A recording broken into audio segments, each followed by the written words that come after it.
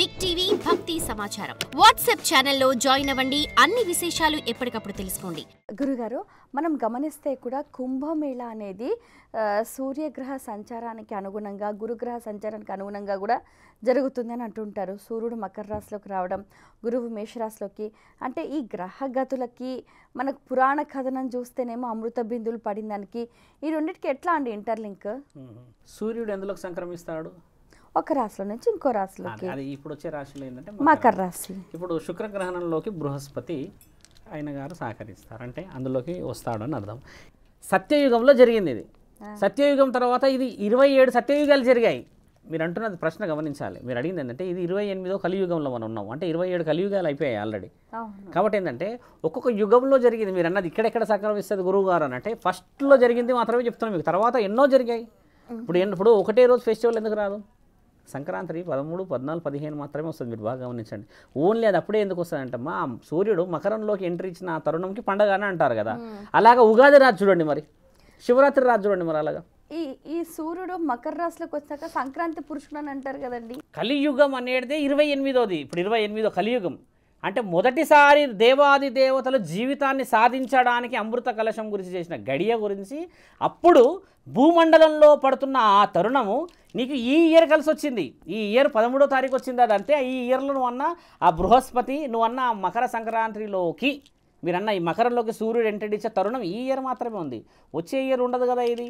కాబట్టి ఏంటంటమ్మా వాటి యొక్క నిర్ణయం ఇప్పుడు కాలేదు, కొన్ని వందల సంవత్సరాల క్రితం జరిగినది.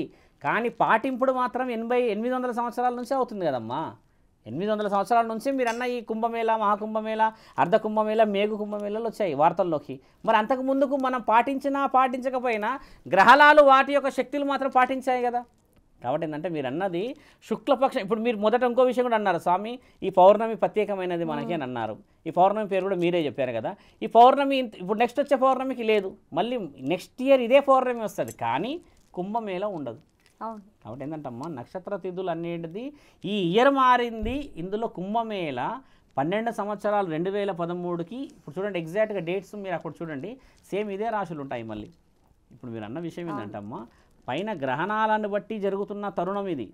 ఎన్ని గ్రహణాలు ఉన్నాయి మన దగ్గర? 9 ఉన్నాయి. 9 గురువులు ఉన్నారు, 9 విధాలుగా మారుతున్నారు అని చెప్పి మనమే చెప్పినప్పుడు దేవాది దేవతలు నిర్ణయించిన మేళ ఈ సమయంలో రావడం అనేది మార్పులు చేర్పులు. కుంభ అని చెప్పింది కూడా. కుంభ అనేది ఏంటంటమ్మా మేళ ధన్వంతరి, దానికి శక్తి వచ్చే గ్రహణ కలయికలు ఈ రెండు. మీరన్న సంక్రాంతిలోకి మకరంలోకి ఈ సూర్యుడు ఎంట్రీ ఇచ్చే తరుణం ఒకటి. ఈ బృహస్పతికి సంబంధించింది ఏంటంటమ్మా కుంభరాశి అని చెప్పినాం కదమ్మా. ఈ కుంభ అంటే ఏంది? కలశం కదా. దాన్ని ఆరంభించే సమయం అది అంటున్నా. అంటే ఆ సమయం నుంచి స్టార్ట్. ఎప్పుడు మంగళ స్నానాలు స్టార్ట్ చేయాలి ఈ మీ కుంభమేళ అయ్యేటప్పుడు అంటే ఈ సమయం అని చెప్పి నిర్ధారించిన సమయం అది. ఈ రెండు రాశులు కలిసినప్పుడు జరగబోయే మహాప్రక్రియనే రాజయోగం అంటారు, రాజస్నానం అంటారు. ఈ రాజస్నానం రావడానికి ముందు 2 గ్రహాలు కలుస్తాయి. దానికి వివరణ ఈ విధంగా ఉందమ్మా. చాలామంది గురువులు మీరు అన్న విషయం వివరంగా చెప్పి పెట్టారు, కానీ నేను చెప్తుంది ఎప్పటిది? యుగాలకు ముందు సంబంధించిన విషయం చెప్తున్నాను మీకు. అంటే యుగం ఇప్పుడు మీరు చాలా యూట్యూబ్లో చెక్ చేయండి అమ్మా. ఇది 28వ కలియుగం అని చెప్పేసి ఇంతవరకు ఎవరు మాట్లాడలేరు. మరి కలియుగం అంతమైపోతుంది అని తెలుసు అంతవరకు, కానీ కలియుగానికి తర్వాత మళ్ళీ ఎందుకు సత్యయుగం రావాలి, తర్వాత ఎందుకు త్రేతాయుగం, ద్వాపరయుగం రావాలి అని చెప్పి ఎవరన్నా మాట్లాడారా? ఎందుకు మాట్లాడలేరంటే ఇదే అంతమైపోతే మనిషి లేడనుకుంటున్నారు మన వాళ్ళంతా. కానీ నేనేమంటున్నా అంటమ్మా కాశీలో మళ్ళీ సృష్టి జరుగుతుంది. కాశీలో రాసి ఉంది ఎవరు పుడతారు, ఎక్కడ పుడతారు, ఏం పుడతారు, ఏ విధంగా పుడతారు, ఇది ఎన్నో యుగం అని రాసి ఉంది. అవి మనకు వద్దు, ఎందుకంటే మనం 100 సంవత్సరాల జీవితం కదా, ఆనందంగా ఉండి చనిపోతే చాలు కదమ్మా.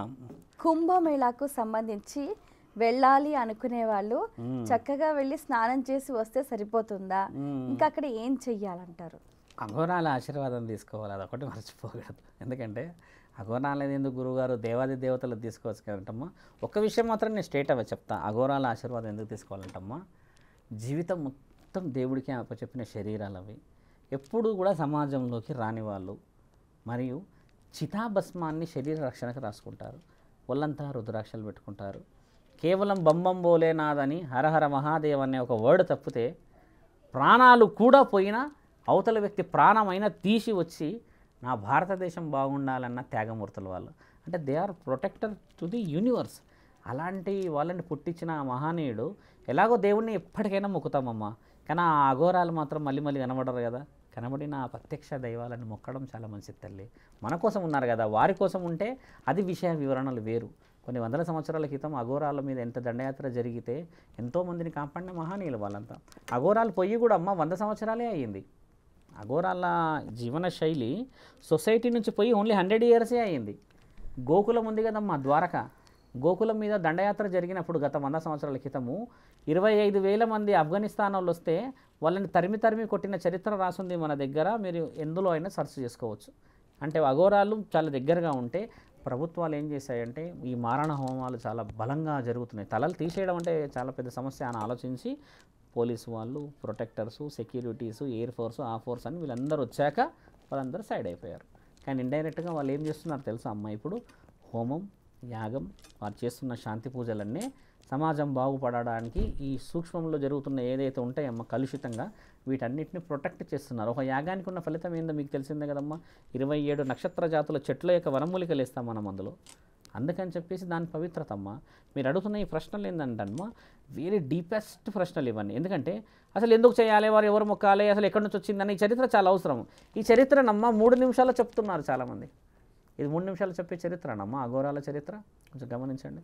వాళ్ళు ఎన్ని త్యాగాలు చేసి ఎక్కడెక్కడి నుంచి వచ్చి ఈరోజు భూమండలంలో అందరం బాగుండేలా ఒక గురువులు ఏం చేస్తారు, పీఠాధిపతులు ఏం చేస్తారు, పౌరోహిత్యం చేసే వాళ్ళు ఏం చేస్తారు, ఈ పంతుళ్ళు ఏం చేస్తారు, సాధువులు ఏం చేస్తారు, అఘోరాలు ఏం చేస్తారంటమ్మా వాళ్ళు పుణ్యమైన ఈ పంచభూతాలను గెలవడానికి అని చెప్పి ప్రాణాలను పణంగా పెట్టి మంత్రాలు చదువుతారమ్మా. వాళ్ళు మంత్రానికి శక్తి ఉంది మన దగ్గర, కానీ మనసుతో చేసిన మంత్రానికే శక్తి ఉంది. ఎవరు పడితే వాళ్ళు పలికితే మంత్రం అవుతుందా? బాగా గమనించండి. దానికి శరీరం శుద్ధి అవసరం, మనసు శుద్ధి అంతకన్నా అవసరం. నీ యొక్క వంశ ఆది బీజంలో నీవు కారణ జన్మడం అని చెప్పుకోవడం 3వ అవసరం. 4వ అవసరం ఏం తెలుసమ్మా, నిన్ను నీ కోసం కోరుకుంటే పూజ ఫలించదు.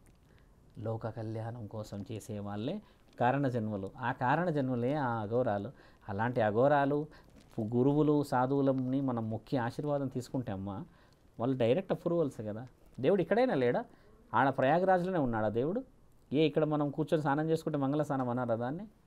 కానీ అక్కడ పుణ్యం ఉంది తల్లి, అక్కడ త్యాగం ఉంది, అక్కడ ఒక ఆనవాళ్ళు ఉన్నాయి, అక్కడ ఒక గుర్తుంది. ఆ గుర్తు పేరే మీరన్న రుద్ర ప్రయాగ్రాజ్. అక్కడ నుంచి 4 సరస్సుల్లో పోయే ఆ నదికి ఉన్న విలువ ఏంటంటే ఎందరో కారణం చేత దేవాది దేవతలు కూడా ఒక అడ్రస్ ఇచ్చిన రూట్ అది. ఎక్కడ కూర్చొని అక్కడ నేను పవిత్రమైపోతా అంటే అవుతుందా? మనసు ద్వారా పోవాలి అని అన్నది ఇక్కడ కూర్చొని పోవడం కాదు, అక్కడికి వెళ్ళి మనసు ద్వారా ఆలోచిస్తే అప్పుడు ప్రతిఫలం వస్తుంది. అడగంది అమ్మ అయినా పెట్టదు అంటారు కదా.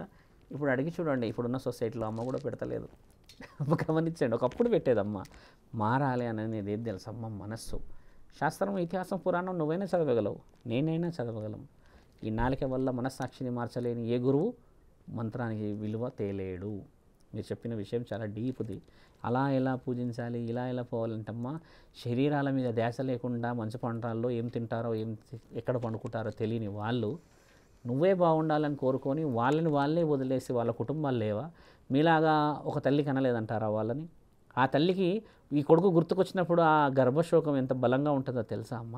ఈ కొడుకుకి ఆ తల్లి గుర్తుకొచ్చినప్పుడు ఎంత అది ఆలోచిస్తుంది కదమ్మా. అలాంటి త్యాగమూర్తులను చూడాలమ్మా. For more videos like this, subscribe Big TV channel.